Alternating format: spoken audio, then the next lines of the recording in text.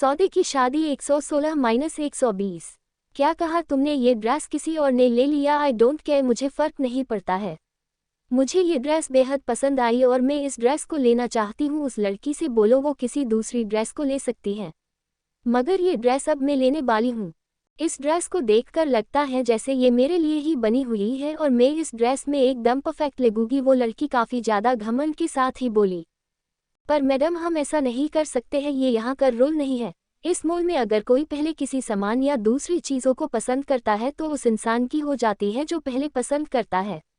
इस हिसाब से ये ड्रेस उन मैडम की हुई और आप तो बाद में आई, इसलिए ये ड्रेस आपको नहीं मिल सकती है। उस सेल्स गर्ल ने उस लड़की को समझाने की कोशिश करते हुए कहा। शट अप, अब तुम जैसी दो कौड़ी की लड़की मुझे बताएगी क्या मेरा है और क्या नहीं? तुम्हारी हिम्मत कैसे हुई मुझसे इस तरह से बात करने की? वो लड़की काफ़ी जोर से चिल्लाते हुए बोली। सॉरी मैडम, सेल्स गर्ल नजरें झुकाकर बोली। उसका चेहरा उस लड़की की बात सुनकर रोने सा हो गया था और उसे देखकर ऐसा लग रहा था जैसे वो किसी भी पल रो ही देगी। सुनो लड़की, चलो अब रोना बंद करो और इस ड्रेस को मेरे लिए पैक करो। मुझे इसे ट्राई करके देखने की भी कोई ज़रूरत नहीं है। ये ड्रेस मेरे साइज की ही है, वो लड़की वापस बोली। एक्सक्यूज मी, ये ड्रेस हमने पसंद किए है और आपके आने से पहले किए है। ये ड्रेस पैक होने जा रही थी और ये ड्रेस पैक होगी, मगर हमारे लिए होगी। अब तक शांत खड़ी नीलिमा उस लड़की को देखकर बोली। वॉट? वो लड़की नीलिमा को देखकर बोली। पहले तो वो नीलिमा को अजीब तरह से ऊपर से नीचे तक देखती है और उसे देखकर वो अपना मुंह बना लेती है। लगता है आजकल भिखारी भी उठकर मॉल में आने लगे हैं, उस लड़की ने नीलिमा को देखकर उसका मजाक बनाते हुए बोला। उस लड़की की बात सुनकर नीलिमा के चेहरे के भाव अचानक से बदल जाते हैं और वो एक नज़र खुद को देखती है। उसने इस समय सिंपल सा फ्रॉक सूट पहन रखा था जो दिखने में एकदम सिंपल मगर कीमत में काफ़ी महंगा था। उसकी सारी ड्रेस स्वाति ने खुद चूज़ की थी और उसने उसके लिए सारे कपड़े स्पेशल ऑर्डर में बनवाए थे और अभी भी उसने जो ड्रेस पहन रखी थी वो हज़ारों की कीमत में थी। मगर उस लड़की को खुद पर ऐसे हंसते हुए देखकर और खुद का मजाक बनाते हुए देखकर नीलिमा को बिल्कुल भी अच्छा नहीं लगता है। एक्सक्यूज मी, क्या आपकी आंखें खराब है या आपको कम दिखता है जो आप ऐसे इस तरह से अपने सामने मौजूद लोगों की बेइज्जती कर रही हैं? क्या आपकी नज़रों में किसी भी इंसान की कोई कीमत नहीं जो इस तरह से लोगों के साथ बुरी तरह से पेश आ रही हो? आप नीलिमा अब खुद को शांत रखने से रोक नहीं पाए और जो उसके मन में आया बोल पड़ी। तुम कौन हो? तुमने अपनी शक्ल देखी है कभी आईने में जो इस तरह से मुझसे बात कर रही हो? जानती भी हो मैं हूँ कौन और मेरे डैड कौन है? अगर तुम्हें पता होता तो तुम ऐसी गलती कभी भी नहीं करती। वैसे भी तुम्हारी औकात नहीं मुझसे बात करने की और तुम मेरे सामने खड़ी होकर मुझे भाषण दे रही हो। तुम्हारी हिम्मत नहीं कैसे हुई मुझे लेक्चर देने की?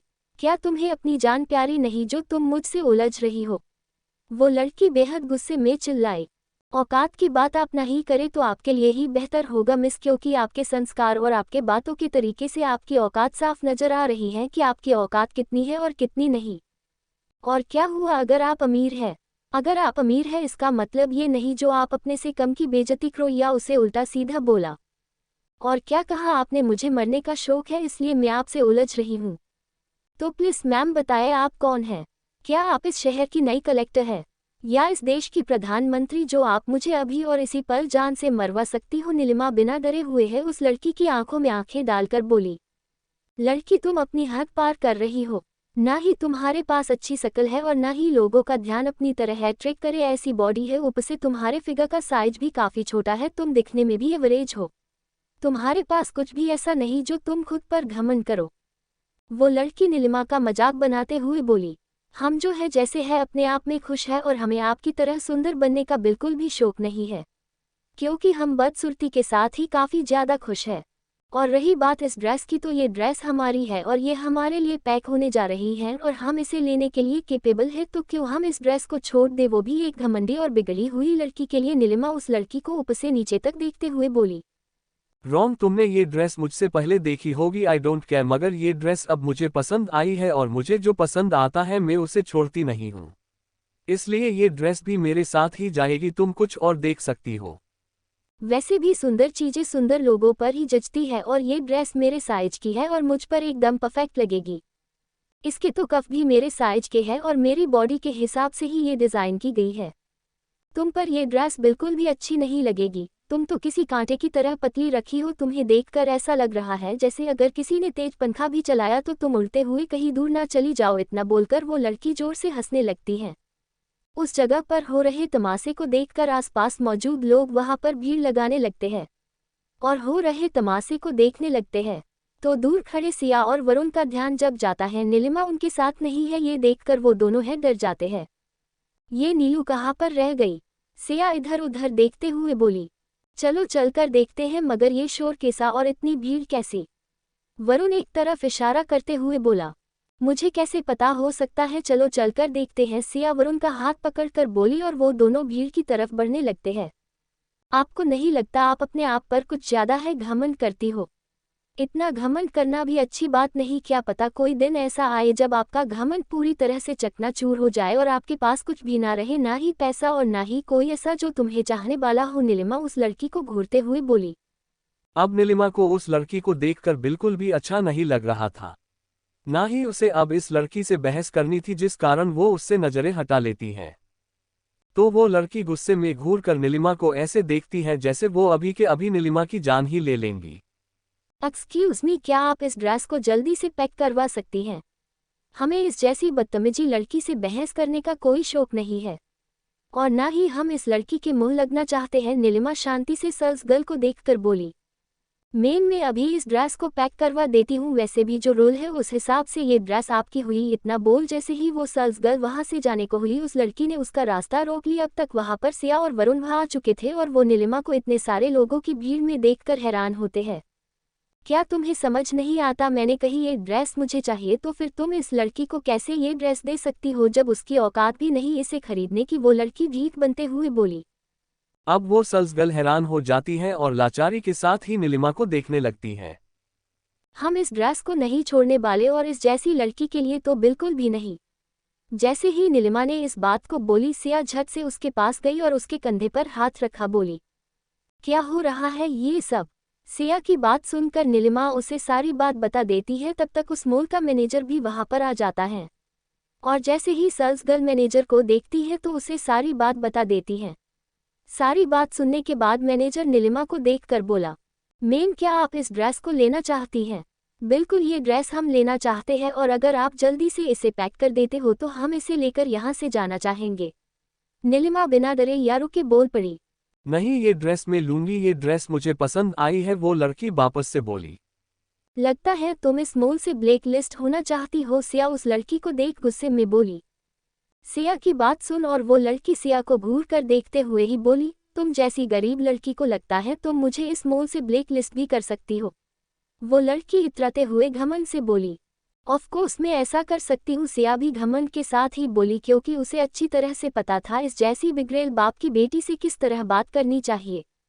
हाँ हाँ हाँ, क्या मजाक है? वो लड़की हंसते हुए बोली। मिस्टर मैनेजर, अगर मैं गलत नहीं तो मैं पूछ सकती हूँ, ये मॉल सिंघानिया कॉर्पोरेट के अंडर आता है?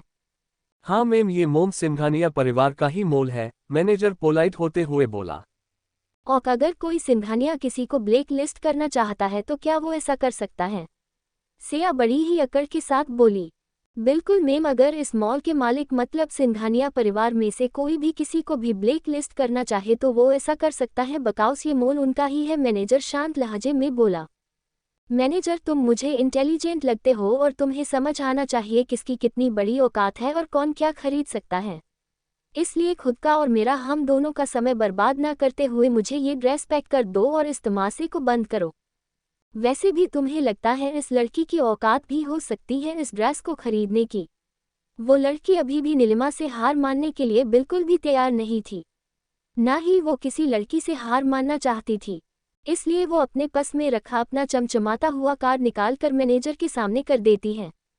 ये लो कार्ड और जितने चाहे उतने निकाल लो, पर मुझे ये ड्रेस हर हाल में चाहिए। वो लड़की अभी भी अकड़ के साथ ही बोली, क्योंकि उसके पास जो कार्ड था वो सिल्वर कार्ड था जिसकी लिमिट करीब 10 लाख के आसपास थी।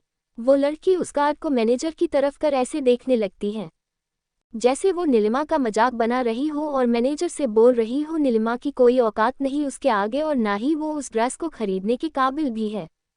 उस लड़की के मन की बात जैसे सिया और वरुण दोनों ने भी समझ लिए हो, इसलिए सिया और वरुण दोनों ही अपने वॉलेट से अपना नो लिमिट ब्लैक कार्ड निकालते हैं जिसकी लिमिट करीब 50 करोड़ से ज़्यादा की हो। मैनेजर, अगर मेरी भाभी इस ड्रेस को लेना चाहती है तो तुम इस ड्रेस को उनके लिए पैक करोगे, ना कि इस बेहुदा लड़की के लिए। वरुण उस लड़की की काफ़ी गुस्से में देखकर बोला। हाँ, अब तो तुम्हें समझ आ जाना चाहिए किसकी कितनी औकात है और किसे किसके सामने खड़ा होना चाहिए। सिया भी उस लड़की को अजीब तरह से देखते हुए बोली, जैसे अब सिया उसका मजाक बनाना चाहती हो। आसपास जितने भी लोग खड़े थे वो सारे के सारे उन दोनों के हाथ में उस ब्लैक कार्ड को देखकर एकदम हैरान से आंखें फाड़े उन्हें ही देख रहे होते हैं। यहाँ तक अब उस लड़की का मुंह भी अचानक से बंद हो जाता है और उसकी जरा सी भी हिम्मत नहीं होती है वो किसी से भी कुछ भी बोल पाए, और उसे जो अब तक खुद पर इतना ज्यादा घमंड था वो सारा घमंड एक झटके में कहीं गायब सा हो जाता है और उसका सर भी अब खुद की बेइज्जती से झुक सा जाता है। वो ना जाने कब से नीलिमा को नीचा दिखाने की कोशिश कर रही थी और अब सबके सामने उसकी खुद की ही बेइज्जती हो गई थी, और इस तरह से इतने सारे लोगों के सामने खुद की बेइज्जती होते हुए देखकर वो शर्म से खुद से ही नजरें नहीं मिला पा रही थी। जहां पर अभी कुछ देर पहले वो इतनी बड़ी बड़ी हाँक रही थी और खुद से कम लोगों की बेइज्जती कर रही थी, वहीं पर अब वो कुछ भी नहीं बोल पा रही थी। नहीं, हम तुम दोनों से पैसे नहीं लेने वाले, हमारे पास पैसे हैं, नीलिमा धीरे से बोली और अपने पर्स में हाथ डालकर कार्ड निकाली। जैसे ही सबकी नज़र नीलिमा के हाथ में पकड़े कार्ड पर जाती है, जिसे देखते ही सबकी आंखें खुली की खुली ही रह जाती है। यहाँ तक वहां पर मौजूद मैनेजर के साथ ही सिया की आंखें भी हैरानी से फेल सी जाती है। क्या लगता है आप सभी को, ऐसा भी कौन सा कार्ड निकाल ली नीलिमा ने जिसे देखकर सारे लोग हैरान रह गए। सब कुछ जानने के लिए बने रहे मेरे साथ। जैसे ही नीलिमा उस कार्ड को बाहर निकालती है, ठीक वैसे ही सबकी आंखें हैरानी से फटी की फटी ही रह जाती है, और वो लड़की जो नीलिमा से बहस कर रही थी, सिर्फ उसके कपड़ों को देखकर अब वही लड़की नीलिमा के हाथ में पकड़े कार्ड को देखकर जमसी जाती है। तो सिया भी एक पल के हैरान हो जाती है, मगर अगले ही पल उसकी आंखों में चमक और होठों पर मुस्कान आ जाती है। नीलिमा ने अपने पर्स में हाथ डालकर 3 कार्ड बाहर निकाली थी। पहला ब्लैक कार्ड जिसकी लिमिट करोड़ों में थी, दूसरा डायमंड कार्ड जो इंडिया में मात्र कुछ लोगों के पास ही मौजूद था, जिनमें कुछ 5 लोग ही शामिल थे, और इसकी लिमिट अनलिमिटेड थी, मतलब आप एक दिन में जितने चाहो उतने पैसे खर्च कर सकते हो। और तीसरा कार्ड प्रीमियम कार्ड था जो कुछ लोगों के पास ही होता था, और जिसके पास ये कार्ड होता था उसे वीवीआईपी ट्रीटमेंट दी जाती थी। इसमें में से ब्लैक कार्ड पहली रसोई में समर जी ने नीलिमा को दिए थे, दूसरा डायमंड कार्ड स्वाति ने नीलिमा को दी थी, और जो लास्ट प्रीमियम कार्ड था ये कार्ड सिया और नील दोनों ने मिलकर नीलिमा के जन्मदिन पर उसे दिए थे। वैसे नीलिमा को तो नहीं पता था इन सारे कार्ड की खासियत क्या है और उनमें कितने पैसे हो सकते, मगर वो इतना जरूर जानती थी उसके पास जो कार्ड है उसमें इतने पैसे तो होंगे ही जिनसे वो उस ड्रेस को खरीद सकती है। जब मैनेजर उन सारे कार्ड को नीलिमा के हाथ में देखता है तो वो तो अपनी जगह पर जम सा जाता है। तभी सभी के कानों में एक आवाज़ सुनाई पड़ती है, अनबिलीवेबल, मैं नहीं मानती ये कार्ड असली भी हो सकते हैं। इस लड़की की औकात नहीं है इस कार्ड की मालकिन बन पाने की, और तुम्हें लगता है ये लड़की जो कार्ड दिखा रही है वो असली भी हो सकते हैं? नहीं, ये सारे कार्ड नकली है, मैं मान ही नहीं सकती इसके पास ये कार्ड हो भी सकते हैं। वो लड़की गुस्से में मैनेजर पर ही चिल्लाते हुए बोली, लगती है कोई जल भून कर काला हो रहा है। और ग्रेट, अब जब हम इस मॉल के विप कुछ पल रुक कर सॉरी वीवीआईपी मेंबर्स है तो हम चाहते हैं इस लड़की को इस मॉल से और उसकी जितनी भी ब्रांच है सभी से ब्लैक लिस्ट कर दिया जाए। सिया काफी ज्यादा इतराते हुए बोली, ओक ओक मैम, जैसा आप चाहो, मैनेजर हड़बड़ा कर बोला और जल्दी से गार्ड को बुलाकर उस लड़की को बाहर ले जाने के लिए बोलता है।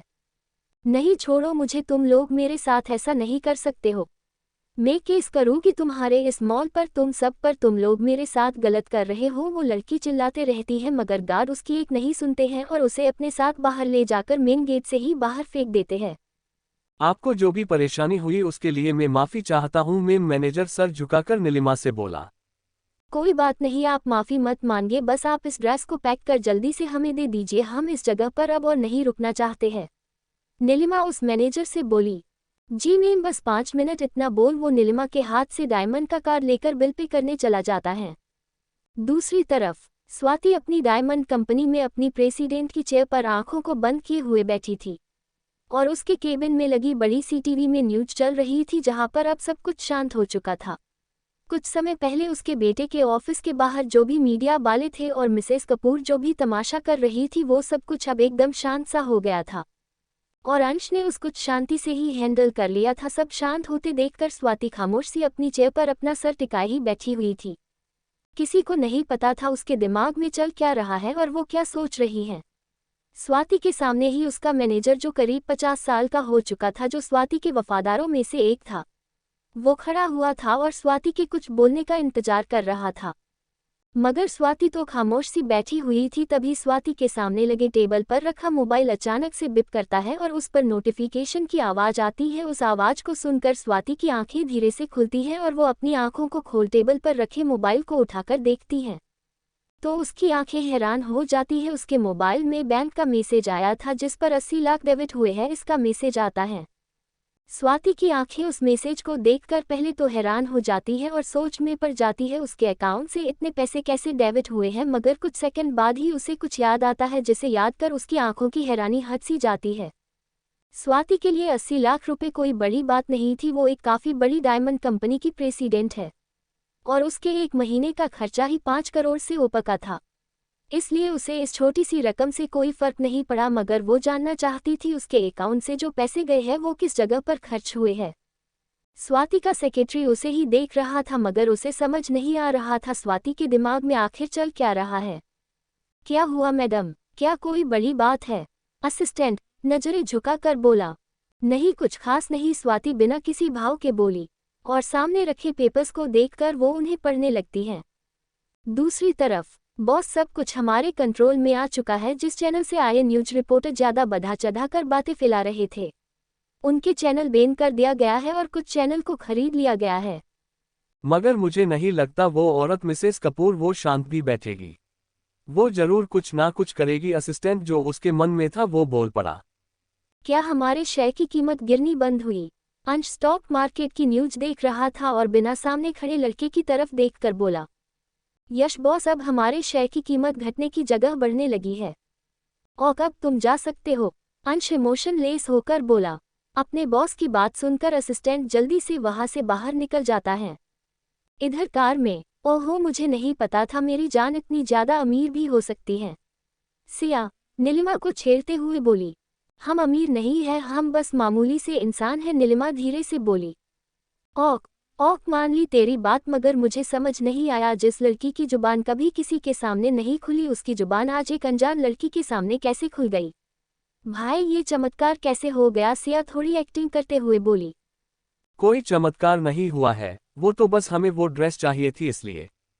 हाँ, इसीलिए जब बात पति की आती है तो दूसरी लड़कियों से लड़ जाती है और जब बात पसंद की ड्रेस पर आती है तो भी अनजानों से लड़ लेती है। कमाल की बात है, सिया हंसते हुए बोली।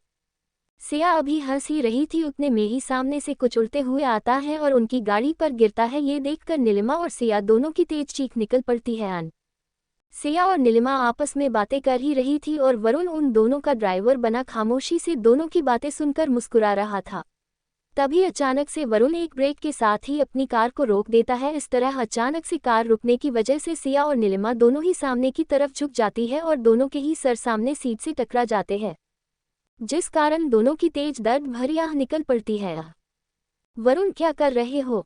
सिया ने अभी इतना बोली ही थी उतने में ही उनकी कार पर सामने से कुछ उड़ते हुए आता है और कार पर गिर जाता है। ये देखते ही सिया और नीलिमा दोनों की तेज चीख निकल पड़ती है और दोनों ही बुरी तरह से डर जाती है और दोनों ही आगे कुछ भी समझ पाती उससे पहले ही काफ़ी सारे लोगों की भीड़ उनकी कार को चारों तरफ से घेर कर खड़ी हो जाती है और कार में अंडे, सड़े गले टमाटर फेंक रहे होते हैं। यहाँ तक किसी ने तो यूरिन से भरी बाल्टी लाकर भी उनकी कार में उड़ेल दिया था और सभी जोरों से उनकी कार के शीशों पर जोरों से हाथों को मारकर बाहर निकलो बोल रहे होते हैं। ये सब देखकर सिया और नीलिमा के साथ ही वरुण भी काफी ज्यादा डर जाता है। उन तीनों के लिए ही ये सब कुछ काफी ज्यादा नया था और उन तीनों ने कभी भी ऐसा कुछ भी फेस नहीं किया था, ना ही ऐसे लोगों को देखे थे जो उनकी जान लेने के लिए इतना ज्यादा उतावले हो रहे थे। बाहर निकलो, तुम अमीरों की मनमानी और नहीं चलेगी।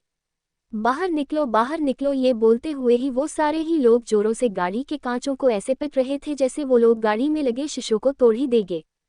ये सब क्या हो रहा है? सिया डरते हुए बोली। मुझे नहीं पता, वरुण भी घबराते हुए बोला। हमें पुलिस को फोन लगाना चाहिए, नीलिमा बोली। इतने सारे गार्ड हैं और हम घर के बाहर ही खड़े हैं, हम कार से बाहर निकलकर बाहर जा भी नहीं सकते हैं, अगर हम गलती से बाहर निकले तो ये सारे लोग हमें पकड़ लेंगे, वरुण दोनों लड़की को समझाते हुए बोला। बाहर निकलो, मैंने कहा बाहर निकलो तुम लोग, नहीं तो हम सब मिलकर इस कार में आग लगा देंगे। मिसेस कपूर भीड़ से निकल कार के आगे आकर खड़ी होते हुए बोली। जैसे ही सब मिसेस कपूर को देखते हैं सबको सब समझ आ जाता है ये सारा है ड्रामा उनका है किया हुआ है, जिसे याद कर सिया का मन उस औरत को गालियां देने का कर रहा था, मगर मजबूरी थी उनकी कि वो कार से बाहर निकल ही नहीं सकते थे। गेट के अंदर खड़े गार्ड की नज़र जब वरुण की कार पर पड़ती है तो वो जल्दी से पुलिस को कॉल लगा देता है, साथ ही उन लोगों को सही सलामत बाहर से अंदर लाने के लिए दूसरे गार्ड को कॉल लगाकर सारी सिचुएशन भी समझा देता है। वरुण कुछ करो, हम कब तक ऐसे ही कार में रहेंगे, सिया परेशान होते हुए बोली। क्या करूं सिया, हमारी कार चारों तरफ से घिरी हुई है, मुझे तो समझ ही नहीं आ रहा है मैं करूं तो क्या करूं। वरुण भी अब फ्रस्ट्रेट होते हुए बोला। तो हम क्या करें, बस इंतजार करें मरने का, सिया गुस्सा होते हुए बोली। सिया अभी गुस्सा हो ही रही थी तभी वहां पर पुलिस के साइलेंस की बजने की आवाज आती है और साथ ही एक साथ काफी सारी गाड़ियां भी आकर रुकती है। जैसे ही हंगामा कर रहे लोगों के कानों में पुलिस की गाड़ी की आवाज पड़ती है, ठीक वैसे ही वो सारे के सारे डर जाते हैं। जिनमें सारे ही लोग मिसेस कपूर के हायर किए हुए ही लोग थे और कुछ मीडिया वाले भी जो शांत तो हो गए थे अंश के कारण, मगर जब ये मामला फेसबुक और व्हाट्सएप पर ज्यादा ही फैलने लगा तो फिर वो सारे भी खुद को इस न्यूज को कवर करने से रोक ही नहीं पाए और चले आए। पुलिस के आते ही कुछ लोग वहां से भाग जाते हैं तो पुलिस वाले आकर कार के पास ही खड़े लोगों को पकड़ लेती हैं। मिसेस कपूर जैसे ही पुलिस वालों को देखती है वो उन्हें ही गालियां देने लगती हैं। बेशर्म बेहया गद्दार घुस खाने वाले नाली के गंदी नाली के कीड़ों, तुम लोगों को क्या लगता है तुम सब हमें रोक पाओगे और अपनी मनमानी करते रहोगे, मिसेस कपूर बेहद है गुस्से में चिल्लाई। मिसेस कपूर की बात सुनकर पुलिस वालों को भी गुस्सा आने लगता है।